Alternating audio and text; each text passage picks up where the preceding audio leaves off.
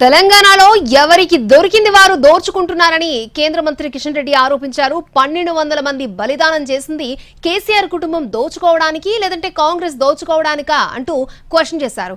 BRS హయాంలో అవినీతి కేంద్రీకృతమైతే కాంగ్రెస్ హయాంలో అవినీతి వికేంద్రీకృతమైందంటూ విమర్శించారు కిషన్ రెడ్డి.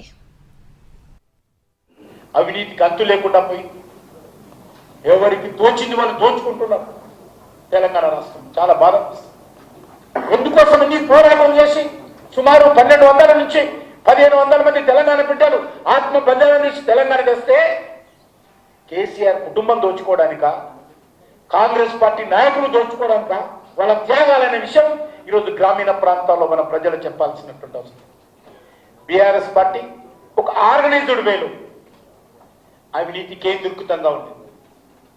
అవినీతి కరప్షన్, సెంట్రలైజ్డ్ కరప్షన్ ఉండేది. కానీ కాంగ్రెస్ పార్టీ దాన్ని డీసెంట్రలైజ్ చేసి అధికార కేంద్రీకృతంగా అవినీతి కేంద్రీకృతం అయితే కాంగ్రెస్ పార్టీ హయాంలో అవినీతి వికేంద్రీకృతమైంది.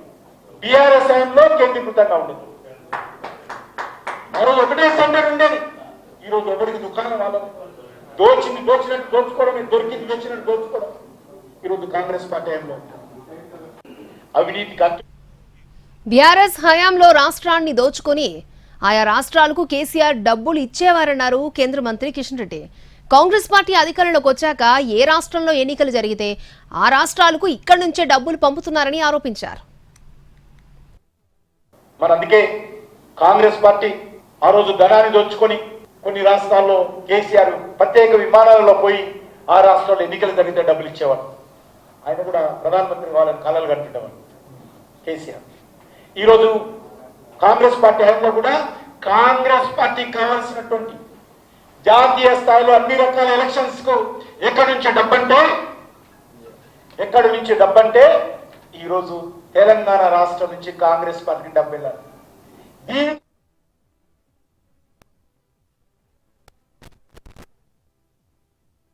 మరి అందుకే ఆ రోజు ధనాన్ని దోచుకొని కొన్ని రాష్ట్రాల్లో కేసీఆర్ ప్రత్యేక విమానాలలో పోయి ఆ రాష్ట్రాల్లో ఎన్నికలు జరిగితే డబ్బులు ఇచ్చేవాడు. ఆయన కూడా ప్రధానమంత్రి వాళ్ళని కలలు కంటుండేవాడు కేసీఆర్. ఈరోజు కాంగ్రెస్ పార్టీ హయాంలో కూడా కాంగ్రెస్ పార్టీకి కావాల్సినటువంటి జాతీయ స్థాయిలో అన్ని రకాల ఎలక్షన్స్ కు ఎక్కడి నుంచి డబ్బంటే ఈరోజు తెలంగాణ రాష్ట్రం నుంచి కాంగ్రెస్ పార్టీకి డబ్బు వెళ్ళాలి.